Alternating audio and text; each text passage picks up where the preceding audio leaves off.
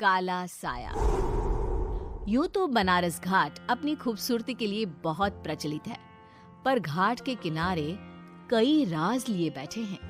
ये कहानी शुरू होती है बनारस के घाट के पास बने ममता निवास से, जहां प्रिया लाल जोड़े में ममता के घर उसकी बहू बनकर आती है। आओ आओ बहू, घर को अपने पैरों से पवित्र करो। ममता घर की दहलीज पार कर ही रही होती है कि अचानक एक बहुत गंदी सी बास पूरे घर में फैल जाती है।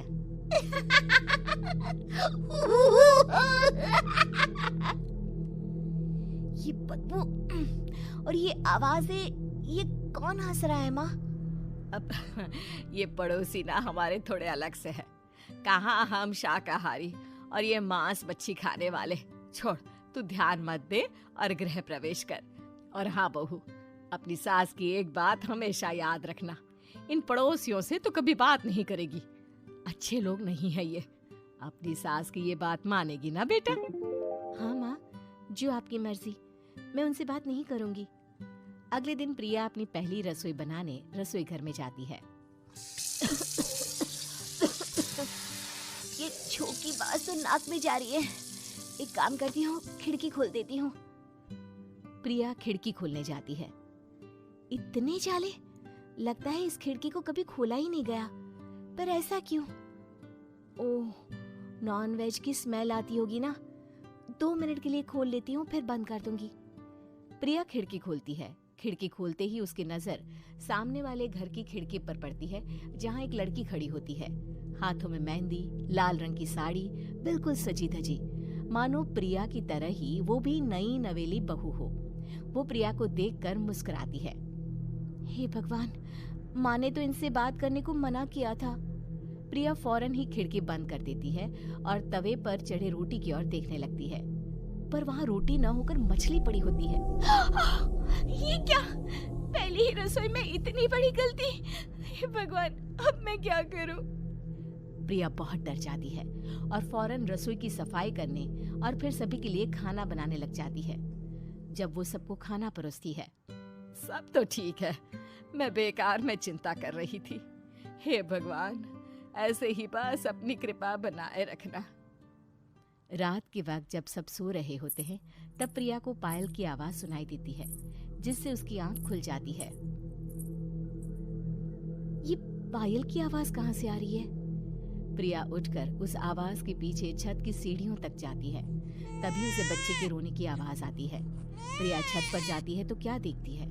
वही लाल साड़ी वाली लड़की अपनी गोद में एक नवजात बच्चे को घुमा घुमा कर सुला रही है। तभी प्रिया की नजर उसके पेट पर पड़ती है। ओह गॉड, ये तो प्रेग्नेंट भी है। सुनिए, बच्चा सो नहीं रहा है क्या? मैं कुछ मदद करूं?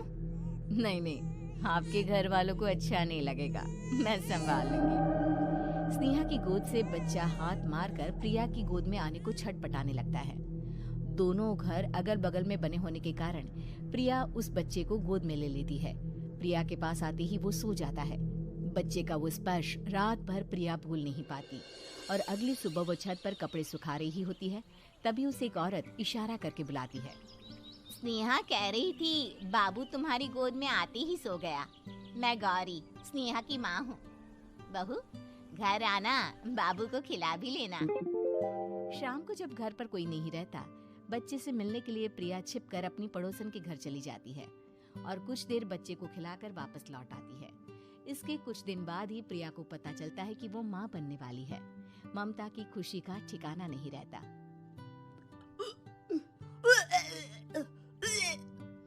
माँ जी, पता नहीं क्यों उल्टी आ रही है। प्रिया भागती हुई वॉशरूम में जाती है तो हरे और लाल रंग की उल्टी करती है। उस उल्टी में से कीड़े निकलते हैं। ये क्या? खून और ये कीड़े! माँ! माँ! प्रिया की आवाज सुनकर ममता दौड़ कर आती है, पर बेसिन में कुछ नहीं होता। प्रिया हक्की बक्की रह जाती है। ये सब क्या हो रहा है?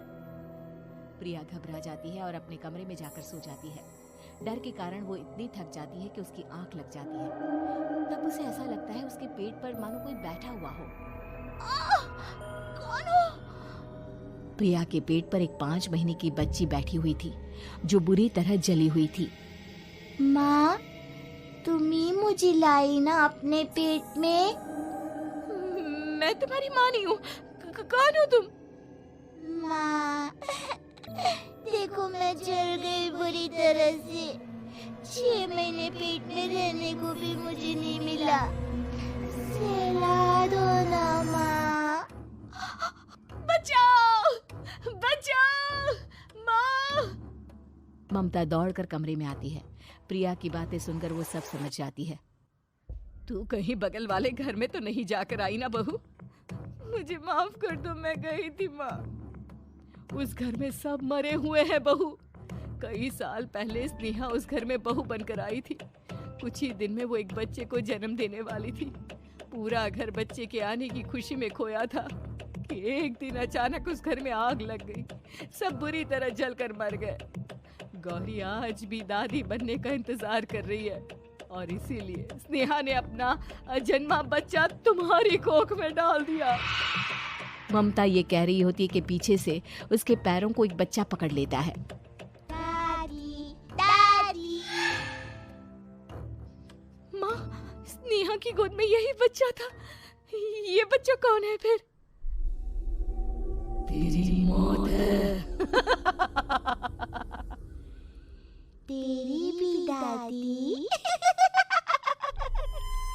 जिस चीज का ममता को डर था वही हो गया। ममता निवास के ऊपर मौत ने चादर बिछा दी थी। प्रिया का पेट ऐसे बढ़ जाता है मानो 9 महीने का हो।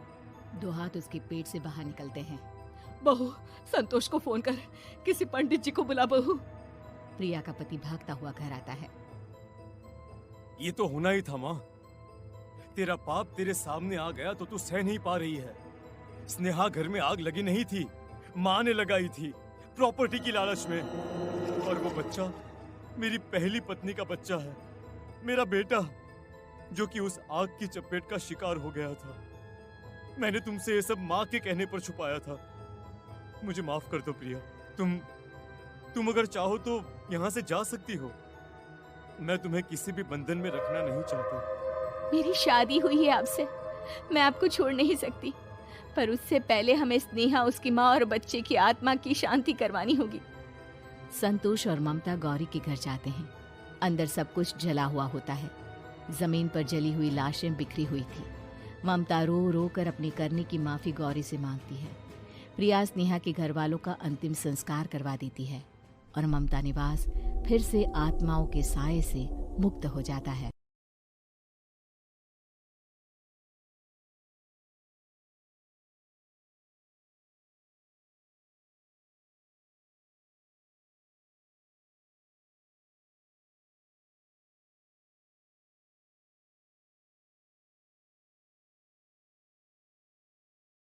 काला साया।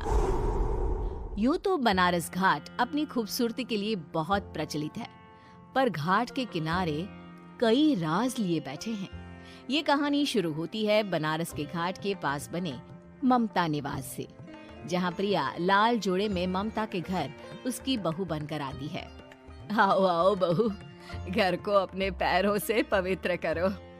ममता घर की दहलीज पार कर ही रही होती है कि अचानक एक बहुत गंदी सी बास पूरे घर में फैल जाती है।